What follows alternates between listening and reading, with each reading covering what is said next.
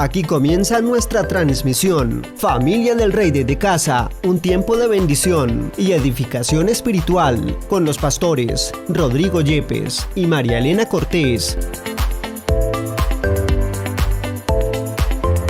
Toma tu Biblia y tu libreta de apuntes. Bienvenidos.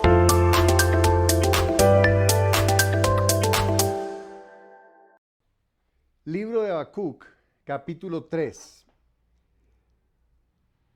Libro de Habacuc, capítulo 3. Hoy voy a hablar acerca de la ansiedad y de cómo vencer la angustia y el temor. Porque creo que es uno de los temas más difíciles de enfrentar en estos tiempos finales.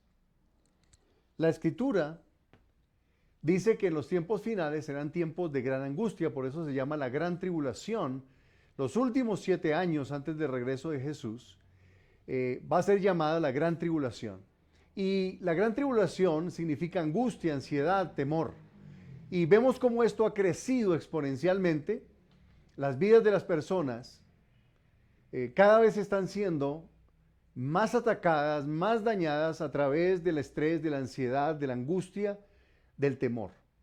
Y yo creo que Dios quiere que nosotros nos movamos de una manera diferente como Iglesia de Cristo. Algunos me decían, bueno, ¿y será que en este tiempo de la gran tribulación el pueblo de Dios va a ser llevado, raptado? Y la Escritura dice que nosotros vamos a atravesar por tribulación. Así que no hay en la Escritura algo que diga que nosotros nos vamos a ir antes de la tribulación. Y sobre esto hay muchas posturas, pero lo difícil de este tiempo es que aun cuando no estemos todavía en la tribulación, estamos tan cerca de ese tiempo, de ese periodo de angustia y ansiedad, y las personas cada vez van a experimentar más temor, más daño, más dolor, más ansiedad, y van a estar más enfermas. Una de las cosas interesantes que hemos visto es que básicamente el consumo de ansiolíticos se ha duplicado a nivel mundial.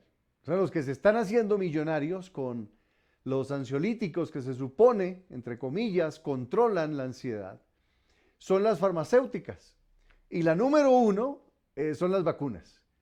Entonces, entre vacunas y ansiolíticos, el mundo entero está lleno de ansiedad y hay unos que están aprovechando y haciéndose más ricos de lo que ya son, y otros están pagando por esto. Y la Iglesia de Jesús, nosotros como hijos de Dios, necesitamos caminar en la fe y aprender a vencer qué hacer en el día de la angustia, qué hacer en la ansiedad. Y el profeta Habacuc es un profeta y su nombre significa abrazo. Abrazo. Si usted está ahí acompañadito, denle un abrazo al que está a su lado. Denle un abracito, dígale, Dios te abraza. Dios te abraza, porque el Señor tiene un abrazo para su pueblo. Tiene descanso, tiene seguridad para su pueblo. Y nosotros como hijos de Dios debemos estar seguros en el amor de nuestro Padre. Ahora, es difícil cuando vienen los tiempos de adversidad.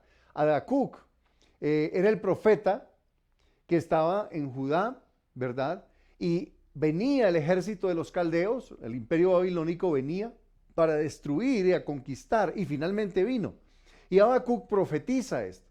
Ahora, ¿por qué Dios permite que su pueblo sea destruido, sea dañado y atacado? Porque finalmente ese ejército entró y tomó posesión, destruyó el templo de Jerusalén y saquearon la ciudad, saquearon el templo, y vino la famosa deportación, la diáspora de los judíos, y fueron llevados, ¿verdad?, a Babilonia, y ahí tenemos muchas historias como la de Esther, ¿verdad?, en el Antiguo Testamento, y después regresan ellos, pero aquí Dios permite que el pueblo de Dios, que sus escogidos sean tocados por la tribulación, porque ellos se habían apartado de Dios, se habían separado del Señor, y ese pueblo pues fue destruido, y muchos fueron llevados cautivos, y tenían que experimentar esa disciplina a través de gente no creyente, y Dios permitió que ellos tocaran sus vidas, y ellos tenían que pasar por esa prueba porque no quisieron volverse a Dios de corazón y comprometerse con la fe del Señor. Y esto es lo que tenemos cuando nosotros simplemente hacemos caso omiso de las advertencias del Señor que nos invitan a ser fieles, a comprometernos con Él, a vivir una vida comprometida, porque ahí el enemigo puede tener lugar y tocar nuestras vidas. Porque no hay nada más seguro que una vida de compromiso con Cristo. Y eso trae una seguridad tremenda porque Dios va a estar contigo en medio de la prueba. Va a estar contigo en medio de la dificultad. Y esto es lo que le dijo Dios a Habacuc. El justo por la fe vivirá. Y esto está en el versículo 4 del capítulo 2. Pero entonces era un tiempo de gran angustia. Y el profeta estaba ahí. Y el profeta estaba declarando, ¿verdad? Y preguntándole a Dios y diciéndole, Dios mío, ¿de verdad vas a permitir que seamos tocados? ¿Vas a permitir que tu pueblo sea llevado cautivo? Y Dios le responde, sí. Simplemente le dice, sí. El pueblo va a venir y van a cautivar y van a llevar cautivos, y eso causó una conmoción en toda la nación. Pero ¿cómo reaccionó el profeta y cómo logró superar la prueba? Porque él era un hombre justo y había muchas personas ahí que amaban de verdad al Señor. ¿Cómo sobrevivieron? ¿Cómo pasaron adelante en medio de la prueba? Y esto es cómo pasar adelante. Pues lo primero que tienes que tener en tu corazón es que nosotros estamos en una situación similar. Estamos viviendo un tiempo, ¿verdad? Y voy a hacer la simbología. El pueblo de Israel fue cautivo en Egipto, ¿se acuerdan? Y en Egipto ellos eran esclavos. Y como esclavos, pues los maltrataban, los castigaban, y Dios les dio, ¿verdad? Moisés fue y empezó el proceso de liberación, milagros ocurrieron, pero la última fue la Pascua, cuando sacrificaron el cordero y la sangre fue untada en los dinteles de las puertas, y Dios juzgó toda casa que no tenía la sangre sobre los dinteles de las puertas. Dice que pasó el destructor y todo primogénito murió. Entonces todos los que creían en el Señor, pues untaron, ¿verdad? Celebraron la Pascua, untaron la sangre, comieron el cordero, y esto significa entregarle la vida a Cristo, recibir al Señor. Así que ellos fueron liberados de manera sobrenatural, ¿verdad? De la esclavitud de Egipto. Ahora, ¿dónde pasaron ellos después de salir de Egipto? ¿Cuál fue la siguiente etapa de este pueblo que fue liberado?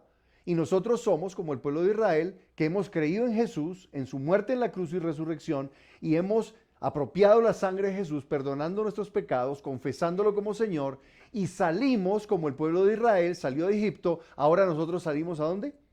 Al desierto. El desierto es un tiempo de transformación, un tiempo de prueba. Así que mientras vivamos en este mundo, así como los israelitas salieron al desierto y caminaron en el desierto, ellos debían aprender a obedecer a Dios, a hacer las obras que Dios les pedía. Y esto es muy importante para el creyente, porque muchos dicen, no, yo ya soy salvo, y otros dicen, salvo siempre salvo, y a mí no me pasa nada porque yo un día entregué mi vida a Jesús, porque de vez en cuando voy a la iglesia o me conecto, o porque de vez en cuando leo la Biblia. No, eso no se trata de la vida espiritual. La vida espiritual es una vida de caminar con el Señor de forma comprometida. Y todos ellos, dice, salieron después de sacrificar la Pascua, el Cordero, salieron al desierto, y ahí en el desierto Dios les entregó ¿qué? ¿Qué fue lo que más importante que ocurrió en el desierto con el pueblo? ¿Qué les entregó? La ley. Les entregó las leyes. La ley o la Torá, que significa instrucción. Ellos eran salvos, pero ellos debían pasar al desierto para aprender a obedecer la ley, las instrucciones de Dios sobre la vida. Eso fue lo que no aprendieron. No se deshicieron de la idolatría, siguieron siendo idólatras, hubo juicios, ellos no aprendieron a obedecer al Señor, no hicieron las obras que Dios quería que hicieran, que vivieran con justicia. Y entonces la Escritura dice que después del desierto, la siguiente etapa era llegar ¿a dónde? A la tierra prometida. Entonces tenemos liberación de la esclavitud del pecado a través de la sangre de Jesús, salvación. Luego desierto para transformación y recibir la ley, es decir, aprender a obedecer y a seguir a Cristo con todo el corazón, obedeciendo su palabra, y luego entraban ¿a dónde? A la tierra prometida, que para nosotros es el reino de los cielos, cuando Jesús regrese y establezca el reino milenial. Entonces, esa simbología es la misma que estamos viviendo el día de hoy. Nosotros estamos en este momento en el desierto. Una vez recibimos a Cristo, entramos a un desierto. El desierto no es un periodo de tiempo de pruebas, no. Toda esta vida que estamos viviendo acá es transitoria aquí en la tierra, porque nosotros no estamos esperando entrar a un lugar geográfico, una tierra prometida, sino que estamos esperando un reino eterno. El reino significa el lugar donde Dios gobierna, y Jesús viene de nuevo para gobernar sobre la tierra y establecer un reino que va a durar 1000 años sobre la tierra, el milenio. Así que nosotros estamos atravesando este desierto y yo viviré hasta unos 80 años de edad en promedio, y ahí terminará mi desierto si Jesús no ha regresado a establecer el reino. Si Jesús viene en 5 o en 10 años, pues se establecerá el reino y los que perseveren hasta el fin serán salvos. Entonces nosotros tenemos que entender que estamos aquí para aprender a obedecer la palabra de Dios y hacer las obras que el Señor nos pide que haga. Y el Señor Jesús lo dijo con toda claridad. Él dijo: busquen mi reino y mi justicia y todo lo demás les será añadido. Así que el creyente está buscando en primer lugar el reino de Dios. Nosotros no estamos aquí para acumular casas, dinero, cuenta bancaria. Estamos aquí caminando de paso, somos extranjeros y peregrinos y vamos camino del reino de Dios. Sea porque nos morimos y vamos a la presencia de Dios, o porque Jesús regresa y establece su reino y nosotros entramos en ese reino para tener vida eterna con Él. Pero el reino es lo que estamos esperando. No estamos esperando aquí y viviendo con los ojos puestos en el negocio, con los ojos puestos en el carro, en la casa, en la no sé qué. Cualquier cosa de esas es equivocado para un hijo de Dios. Tienes que vivir con la mente puesta en el reino de Dios. Porque si no tienes la mente en el reino, te vas a enredar aquí en la tierra y vas a morir en el desierto. ¿Qué es lo que pasó con la gente que salió de Egipto por la sangre del Cordero? Fueron liberados del juicio de Dios, pero ¿qué pasó en el desierto? El libro de Hebreos capítulo 3 y 4 nos dice que no pudieron entrar a la tierra prometida. ¿Por qué? ¿Por qué no pudieron entrar?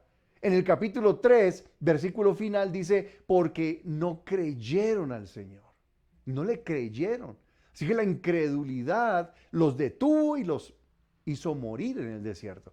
Tenemos que luchar contra la incredulidad. Esto es algo importante en la vida espiritual. Tu vida en esta tierra es una vida de fe, no es otra cosa, es vida de fe. Tienes que creerle a Dios para todo y aprender a caminar por la fe. Y en segundo lugar dice en el capítulo 4 que ellos no entraron en el reposo de Dios por desobediencia. Entonces fueron dos causales para que no entraran a la tierra prometida. Y son las mismas dos causales por las cuales muchos creyentes, habiendo conocido a Jesús, mueren en el desierto y no entran en el reino de Dios. Es porque no le creen al Señor o porque son desobedientes, porque si no le creen no le van a obedecer. Y cuando Dios les dice: ora, toma tu tiempo diario con Dios. Cuando Dios les dice: toma tu tiempo en familia y reúnela mañana en el día de reposo y adórame a mí, celébrame a mí con tu familia y ora y cree en mí. Cuando Dios les dice: congrégate, métete en un grupo de mentoreo y aprende mi palabra, entonces como discípulo ellos no hacen esas obras. Y como no hacen esas obras, no honran al Señor, entonces en el desierto quedan. Porque no todos los que salieron de Egipto entraron a la tierra prometida. Dice que los más murieron en el desierto. Y las personas a veces dicen: no, yo ya creí en Jesús, y piensan que eso es como un diploma. La salvación es un diploma. Tenga el diploma, ya con esto usted quedó graduado y entrado al reino. No, la Escritura dice que salieron y tenían que aprender a creer y a obedecer. ¿Qué iban a obedecer? Bueno, lo que el Señor les enseñaba. La ley de Dios, la Torá, la instrucción, la palabra de Dios. Tenían que empezar a deshacerse de los ídolos, tenían que sacar de sus vidas a guardar el día de reposo con su familia, tenían que honrar a sus padres, tenían que dejar de ser mentirosos y ser honestos, no podían jurar en vano, y todos los 10 mandamientos: no matar, no robar, no adulterar, honrar el matrimonio, y todo eso se aprende en el desierto. Y nosotros debemos hacer las buenas obras para las cuales Dios nos creó. Y esas buenas obras tienen que ver específicamente con la palabra de Dios, con la instrucción de Dios que se nos da tanto en el Antiguo como en el Nuevo Testamento. Porque Jesús no vino a quitar la ley, Él vino a cumplirla. Y Él dijo que si nosotros cumplíamos la ley en cualquier mandamiento y la enseñábamos a otros a que cumpliéramos eso, entonces seríamos grandes en el reino de los cielos. Eso está en Mateo capítulo 5. Así que nosotros debemos tener mucho cuidado porque somos salvos por la fe, pero fe sin obras es ¿qué? Fe muerta. Entonces usted puede decir, recibí a Jesús, creí en el Mesías, en el Señor, lo sigo, pero no haces las obras que Dios te mandó a hacer. Y entonces morirás en el desierto. No entrarás al reino de los cielos. Cuando estamos en el desierto, y ahora que estamos en este tiempo, ya la venida del Señor está a unos cuantos años, y cada vez más la maldad se va a incrementar. La injusticia, el pecado, hemos visto cómo las leyes a nivel mundial legalizaron aborto, legalizaron homosexualidad, legalizaron todo tipo de pecados y de maldad. Ahorita están por la pedofilia para legalizarla. Hay un escándalo a nivel mundial por el abuso de esta figura religiosa del budismo, del Dalai Lama y toda esta cosa que se ha armado. Pero eso no debe extrañarnos. El asunto para nosotros como hijos de Dios es que en medio de esas pruebas, en medio de esa maldad, y me decía en estos días una creyente, una hermana de la iglesia, y decía, yo entro a mi casa y me dan ganas de quedarme encerrada allí, no salir a ningún lado por esta maldad tan horrible que estamos viviendo.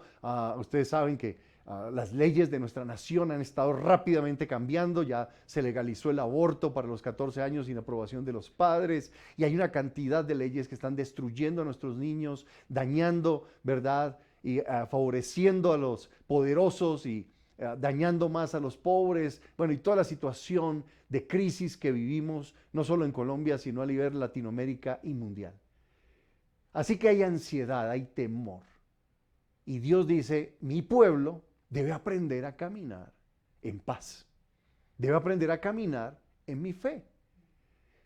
Habacuc, regresando a nuestra historia, estaba en una situación similar.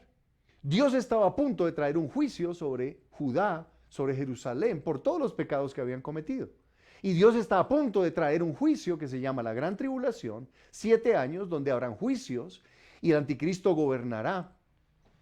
Y está a punto de traer eso. ¿Y nosotros cómo vamos a reaccionar en medio de todos esos problemas? ¿Cómo los hijos de Dios van a estar caminando en fe? ¿Cómo se van a mover para que podamos atravesar cualquier problema bajo la protección de Dios? Entonces ya vimos que número 1 debemos tener fe en el Señor y obras. Porque fe sin obras es fe muerta. Entonces Dios me pide a mí que yo haga ciertas cosas. Él me dice, evangeliza y discipula. Ten discípulos. Sin discípulos nadie entra al reino de los cielos. Así que no basta con que usted diga, no, es que yo oro. No, sí, hay que orar. Yo diezmo y ofrendo. Hay que hacerlo. La palabra dice que lo hagas. Pero él dice, ve y haz discípulos. Y ese es el mandamiento y la comisión del Señor. Entonces, Dios quiere que tú entres al reino con 3, 4, 5, ojalá un centenar de discípulos, que tus discípulos tengan otros discípulos, y por eso tenemos los grupos de mentoreo. Y vamos a aprender, ahorita vamos a iniciar un tema, no se lo pierda, sobre oír la voz de Dios, porque necesitamos aprender a oír para poder seguir a Jesús. Entonces vamos a aprender a escuchar la voz de Dios. Y vamos a hacer unos talleres, va a ser bien chévere, interesante, pero eso está en los grupos de discipulado de mentoreo. Entonces es tan importante que nosotros nos conectemos con el Señor. Ahora Él dice, busca mi reino y mi justicia. Y vivir conforme a la justicia es vivir haciendo el bien. Conforme a lo que Dios dice que es el bien, amando a tu prójimo. Amando a tu prójimo, ¿verdad? Tiene que ver conforme a lo que Dios describe que es el amor. El amor es ser justos, el amor es tratarlo con respeto, el amor es ayudar al pobre y al necesitado, el amor tiene que ver con no mentir, no robar, con no codiciar la propiedad, ¿verdad? Tiene que ver con todos esos mandamientos del Señor, porque eso es el verdadero amor. Hoy en día la gente está diciendo, no, el amor es que se amen 2 hombres, 2 mujeres, eso no es amor, porque eso va contra el diseño y los mandamientos de Dios. Entonces, amamos conforme a la palabra de Dios. Así que estamos en este tiempo a punto de venir el Señor y va a haber un juicio tremendo y nosotros como iglesia, como hijos de Dios, tenemos que caminar en medio de toda esta zozobra. Y si ustedes se han dado cuenta, las personas cada vez están más angustiadas, más atemorizadas por lo que puede pasar. Cada vez las personas están más llenos de temor y ansiedad. El dinero ya no rinde, ¿verdad? Y lo único que les da seguridad es tener plata en el banco, no sé qué, pero ni siquiera eso está causando seguridad porque ya nadie sabe. Ahorita están diciendo que en un mes, 2 meses va a haber un crack mundial, se van a quebrar todos los bancos. Recuerdo que en la pandemia dijeron exactamente lo mismo y todos los sinvergüenzas estos de las redes que andan promoviendo todos sus negocios, ¿verdad? Compre aquí, haga esto, no sé qué. Entonces metieron todo al terrorismo, ¿verdad? Para que la gente meta dinero, compre y aquí le enseñamos. Pero como hablaba con una persona en esta semana, la manera de ser... estar seguros y ser económicamente libres, la independencia financiera que tanto anhela el hombre, no es acumular dinero, es aprender a caminar sin depender del dinero. Y aquí es donde la fe es la única manera razonable de aprender a caminar, de vivir en medio de la angustia, de vivir en medio de la zozobra, de vivir en medio de un mercado que se colapsa, va arriba y abajo, de un sistema moral que se está cayendo y desplomando, de un sistema judicial que cada vez es más corrupto, de un sistema gubernamental que cada vez más aprueba la maldad. Nosotros tenemos como hijos de Dios que aprender a caminar por la fe. Y aquí el profeta Habacuc, justo antes de que viniera ese juicio, él habla con Dios y un día de esto voy a compartir las 3 preguntas que le hace a Dios, pero él está consternado y dice, ¿yo qué voy a hacer? Porque yo amo al Señor. Y tal vez usted se está preguntando, bueno, ¿cómo voy a atravesar para poder perseverar y hasta que llegue el reino? Porque el que persevera hasta el fin es salvo. El que se echa para atrás no tiene salvación, sino el que persevera es el que se mantiene en la fe, se mantiene en la obediencia, ese es el que va a ser salvo. El que hace las obras que el Señor le mandó a hacer. ¿Cómo le hacemos? Y quiero que por favor vaya a Habacuc y en el capítulo 3 vamos a empezar a mirar despacio las cosas que tienes que hacer. ¿Cómo reaccionar ante una crisis para no entrar en ansiedad? Todos sabemos que en medio de los problemas de la ansiedad nos llenamos de angustia, de preocupación. Usted empieza a sentir esa opresión en el pecho, algunos el dolor de estómago, otros los nudos en la espalda, y usted empieza a acelerarse. Mire lo que dice el profeta Habacuc, versículo 16. Dios le dice, voy a traer ese juicio y no lo voy a quitar. Así que si usted está orando para que la tribulación no venga, me da pena con usted, pero va a llegar. No pierda sus oraciones, más bien empiece a hacer lo que Dios le pide que haga y sea fe y obediencia en su vida a la palabra para que usted no pase por todo eso. ¿Cómo reaccionar? Habacuc dice, se conmovieron mis entrañas a la voz de Dios y temblaron mis labios, pudrición entró en mis huesos y dentro de mí me estremecí. ¿Qué es lo que empezó a experimentar Habacuc cuando Dios le dice, voy a traer el juicio y no lo voy a quitar? ¿Qué es lo que empezó a experimentar? Ansiedad. Temor. Mire cómo lo describe él. Esto es bien gráfico. Mis entrañas. ¿A cuántos que cuando hay un susto o cuando se le perdió esa platica y ¡uy, qué dolor de estómago! Que le llegó la cuenta y usted no tiene, ¡uy! Aquí empieza la molestia y empieza aquí en el pecho. Y él dice, mis entrañas se conmovieron. A la voz temblaron mis labios. ¿Sí le han temblado los labios cuando está nervioso? Se le reseca la boca. Eso es parte de los síntomas de la ansiedad. Resequedad en la boca, temblor en los labios, tu voz. Una crisis de ansiedad es algo muy fuerte. Y el Señor dice, mi iglesia tiene que vivir en mi paz. Porque mi iglesia, que es obediente, que tiene fe y es obediente y me sigue y me sirve, está unida y me sirve a mí, va a tener protección de Dios. Eso sí, los fieles, los comprometidos, tienen protección. Porque no en vano seguimos al Señor. Escúcheme, su fe no es vana. Su fe tiene un cimiento. Cristo ha prometido guardar a su iglesia, porque somos su pueblo escogido. Habacuc, el juicio vino, pero Habacuc fue guardado. Y usted va a ser guardado en la medida en que usted atraviese este desierto como un extranjero y peregrino, sirviendo al Señor comprometido con su iglesia, haciendo las obras que el Señor le pide. Y dice acá que él se estremeció, no fue ajeno a esto, y eso da miedo, ¿verdad? Pero él dice, versículo 16, si bien estaré quieto en el día de la angustia. ¿Qué es lo primero que tienes que hacer cuando venga la situación angustiante, el problema, la crisis? Cualquiera que sea, una enfermedad, una pérdida económica, lo que sea. ¿Qué tienes que hacer? ¿Qué tienes que hacer? Nada, tienes que quedarte quieto. Escúchame. Y escúcheme esto porque esta es una de las maneras como salimos de las crisis de ansiedad.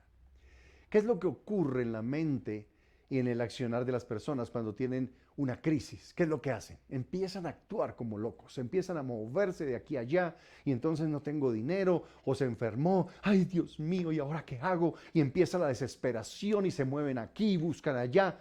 Lo primero que tienes que hacer es tener paz, aquietarte, aquietarte. En lugar de salir corriendo a endeudarte, corriendo a buscar al prestamista, corriendo a buscar al médico, corriendo a buscar no sé qué.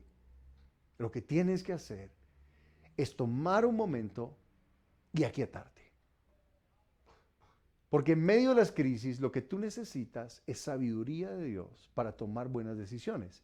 Y no vas a tomar buenas decisiones corriendo de aquí para allá, con la mente enloquecida, angustiado, haciendo cosas sin pensar. Así que lo que dice el profeta es, yo voy a estar quieto. Viene ese día, el imperio babilónico vino y efectivamente invadió con sus tropas, destruyó y saqueó. Se llevaron como esclavos a miles de judíos. Se los llevaron a Babilonia. Y él dijo, en el día de la angustia voy a estar quieto. Dígalo conmigo, en el día de la angustia voy a estar quieto. Porque Dios quiere que tú te apoyes en Él. Segundo paso. Viva por fe. Y esa es la segunda cosa clave, porque la única manera razonable de vivir en un mundo donde no hay seguridad económica, donde hay una total inseguridad social, hay violencia, robo, crimen, ustedes han visto cómo se han disparado, ¿verdad? Los índices de criminalidad en nuestra ciudad, en Colombia, las masacres se han duplicado, el ELN está desbordado, porque no hay un ejercicio de ley y nadie está combatiendo esto. Y Dios dice, quédate quieto, pero camina por fe. Y aquí es donde la fe es el punto central de nuestras vidas.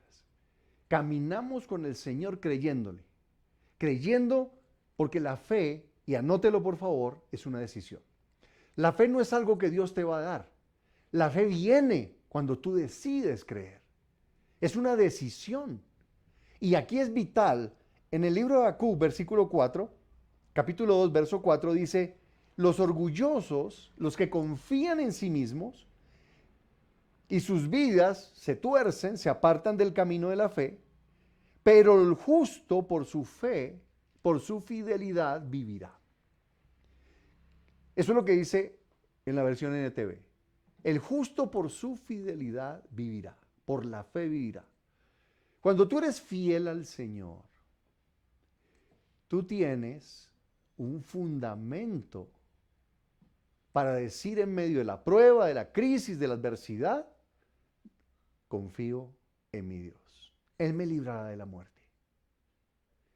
Cuando Job cayó en desgracia y él perdió propiedades, perdió salud, perdió a sus hijos, dice que él tomó una palabra y dijo, bendito Dios que me dio y bendito Dios que me quitó.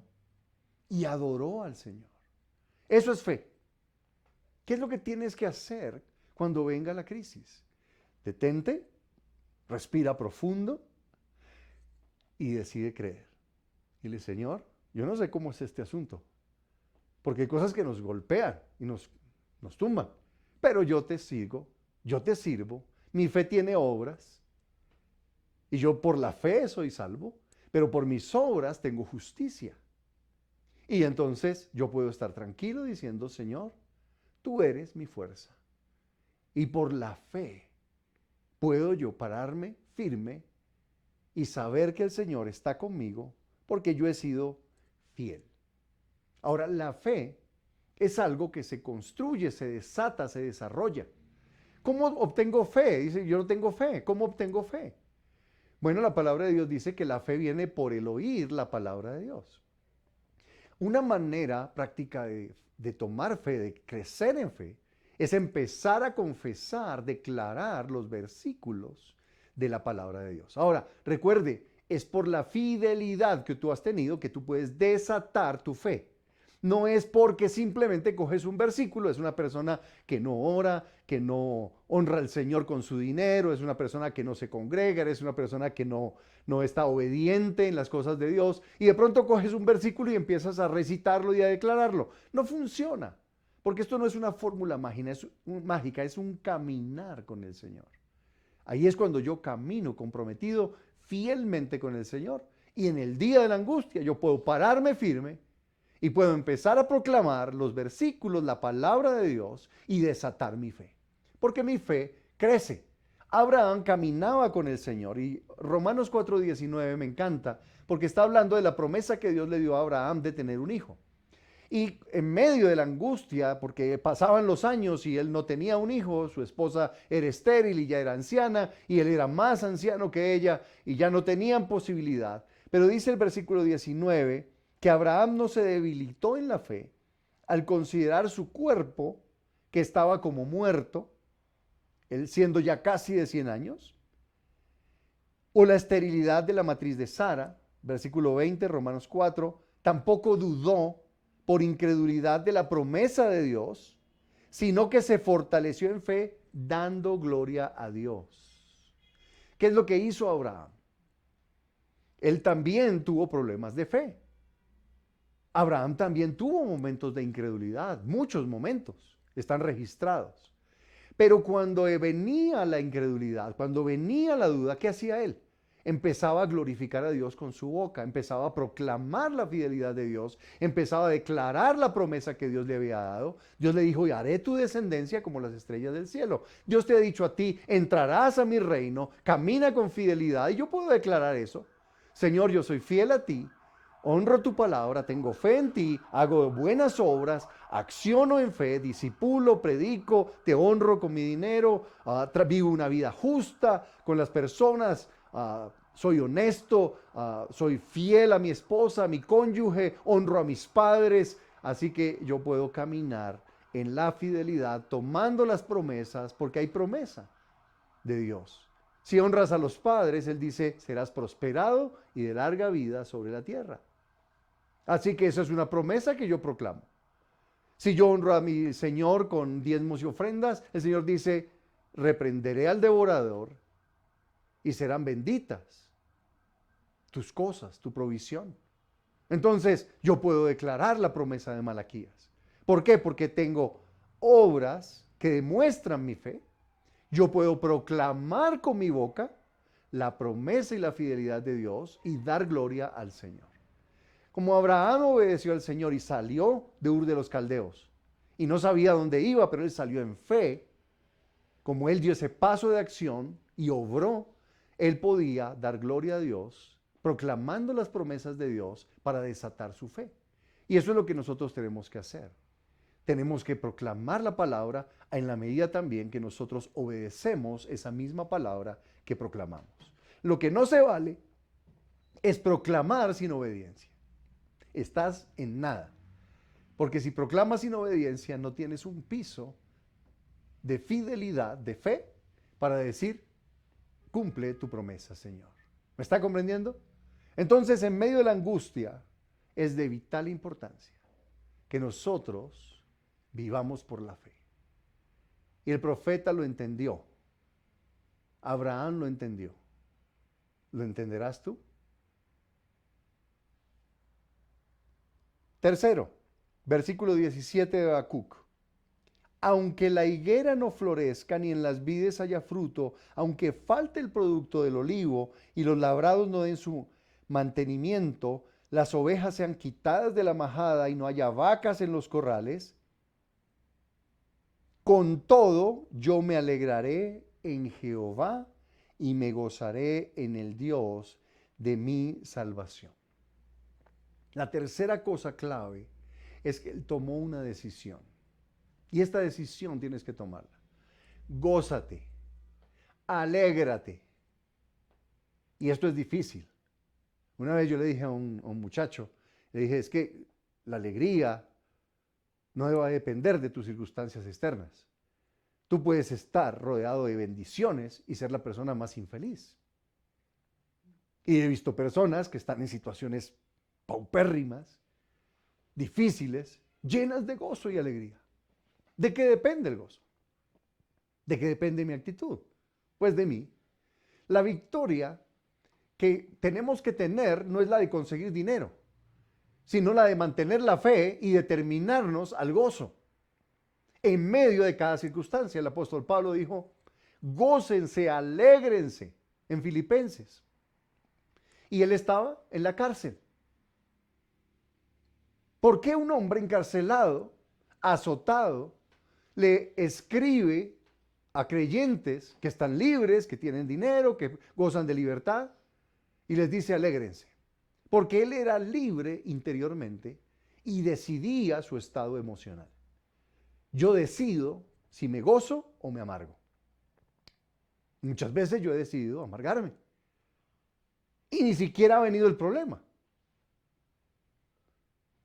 Pero Dios me dice, puedes ver que no hay fruto, puedes ver que no hay respuesta a tu oración, puedes ver que no hay nada en la alacena, pero aún así el profeta dice, yo me gozaré en el Señor y me alegraré en el Dios de mi salvación.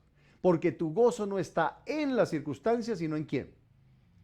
En el Dios de mi salvación. Y cuando yo hago eso, mira, me detengo, creo y proclamo mi fe y determino mi actitud de gozo interno, yo tengo la victoria más grande que una persona puede tener. La victoria más grande no es que usted consiga $1.000.000 o que su negocio prospere. La victoria más grande es que usted esté contento, esté lleno de paz, de gozo y de fe internamente. Porque las grandes victorias se batallan primero en tu interior. Y cuando tú ganas la batalla interior, entonces lo exterior empieza a fluir. ¿Cuál es el problema? Que nosotros queremos que lo externo determine nuestra alegría. Entonces, yo voy a ser feliz cuando consiga ese empleo. No, soy feliz si mi esposa cambia. Soy feliz si Dios me concede esa muchachita que me gusta. No, si usted no es feliz ahora, usted no va a ser feliz a nadie, usted va a ser infeliz a todo el mundo. Porque la felicidad no depende de afuera, de las personas ni de las circunstancias. Depende de lo que tienes por dentro y tienes a Jesús y una determinación y una voluntad para decir, me voy a gozar en medio de esta circunstancia. Y si usted se da cuenta, las personas más felices no son las que más tienen. Son las que han decidido ser dueños de sus actitudes en lugar de que sus actitudes sean determinadas por lo externo. Aquí es donde el Señor se mueve y empieza a orar, empieza a hacer milagros, porque cuando ve una persona que es capaz de parar, esperar en Él, es capaz de creer su palabra, es capaz de determinarse al gozo, entonces Dios lo respalda. En medio de la prueba, en medio de la angustia, detente, vive por la fe y determínate al gozo.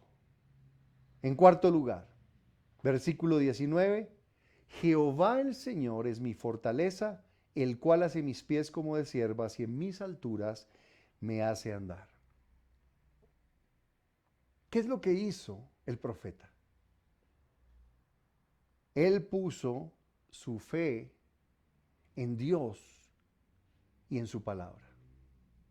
Él es nuestra fortaleza. Tu fortaleza, si tu fortaleza es tu marido, atente a las consecuencias. Si tu fortaleza son tus hijos, ten cuidado.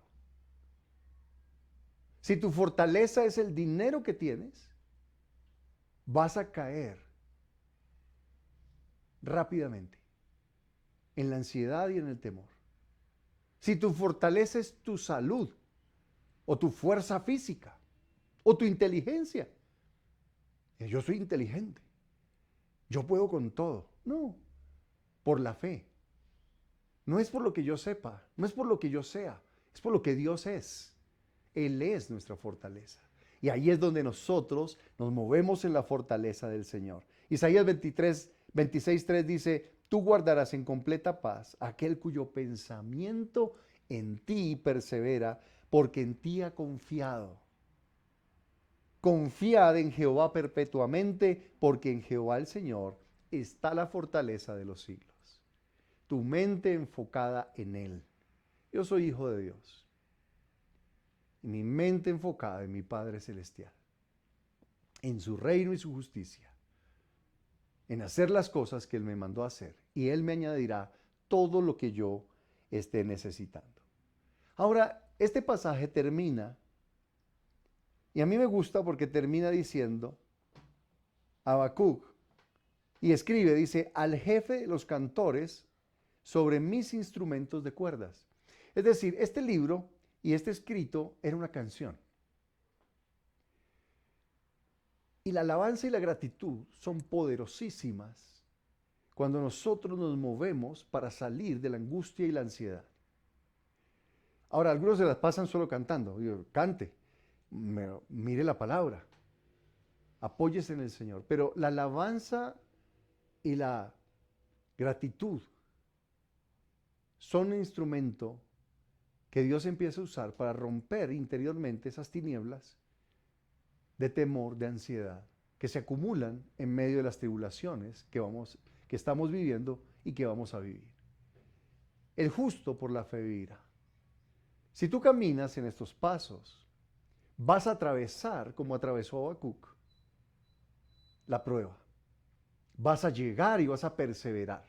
Mantente unido a la iglesia, mantente unido al cuerpo. Acuérdate cuando el pueblo de Israel salió. Ellos salieron de Egipto, atravesaron el desierto. Y en el desierto, las personas se mantuvieron unidas. ¿Se acuerdan qué pasó con aquellos que se separaban del pueblo en medio del desierto? La Escritura dice que los que se separaban, serpientes los mordían y morían. Se extraviaban. Por eso es tan importante amar a Jesús, y el que ama a Jesús ama a su cuerpo. Y el que ama a su cuerpo sirve a su iglesia, porque el cuerpo de Cristo es la iglesia. Tenemos que mantenernos unidos, conectados, sirviendo al Señor. Y vamos a atravesar este desierto, no importa el tiempo que dure ni la adversidad que venga. Nosotros como iglesia, discípulo a discípulo, uno a uno, familia a familia, ganamos para Jesús, discipulamos y formamos una red. Esa red se está extendiendo. Y tenemos ahora nuevos discípulos y personas que están discipulando y cuidando a otros. Así Dios nos llevará al otro lado y perseveraremos hasta el fin y seremos salvos. Lo que Dios tiene para su iglesia es grande. Para familia de Dios es grande. La familia del Rey se establece sobre un fundamento firme de fortaleza en el Señor. Y es la única manera de pasar adelante en medio de la ansiedad y el temor que vamos a estar viviendo durante todos estos años. Dios es bueno y tiene para nosotros victoria. Así que vamos a darle gracias. Cierra tus ojos ahí donde estás y dile: Padre, en el nombre de Jesús, no permitiré que la angustia, el estrés y la ansiedad dominen mi vida. Me mantendré firme, fiel. Mi fe y mis obras son mi fidelidad. Y voy a estar comprometido contigo, con tu iglesia, con el cuerpo de Cristo. Comprometido para buscar tu reino y tu justicia, para discipular a otros y extender tu reino. Y tú has prometido, Señor, que los que se mantengan firmes atravesarán el desierto y entrarán en la tierra prometida. Entrarán en el reino de Dios. Gracias, Señor, porque nuestra fe es segura. Nuestra fe no está basada en esperanzas ni expectativas humanas. Está puesta en el Rey de Reyes y Señor de Señores, que viene pronto a gobernar sobre la tierra. Ayúdanos a permanecer unidos y firmes, haciendo tu voluntad, haciendo tus obras, para que tú también, con base en esa fidelidad, en esa fe, puedas también sostenernos, darnos victoria y mantenernos a salvo en medio de todas las tribulaciones que vendrán. Te bendigo, Señor, y dígale gracias, Señor. Te entrego mi vida y desde hoy quiero ser fiel, quiero caminar en fidelidad. No solo diciendo tengo fe en Jesús, sino las obras que tú me pides que haga voy a hacer.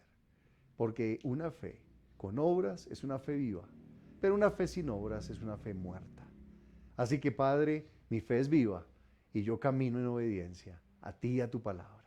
Y tú me guardas en el día de la angustia, tú me libras del mal. Gracias, Señor.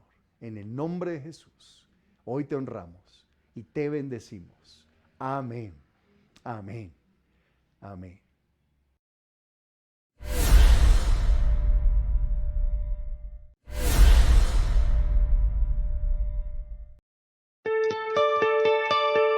Únete a la obra de Dios donando para el ministerio. Sigue los siguientes pasos. Realiza tu donación a la cuenta de ahorros Da Vivienda, número 462-9000-48796, a nombre de la Iglesia Cristiana Familia del Rey. NIT 900-693-679-8. Luego envíanos un correo electrónico a admonfamiliadelrey@gmail.com junto con tus datos, concepto y valor de tu donación, adjuntando el comprobante de la transacción. La vida espiritual consiste en amar y ayudar a los necesitados. Gracias por ser parte de la solución. Unidos hacemos más.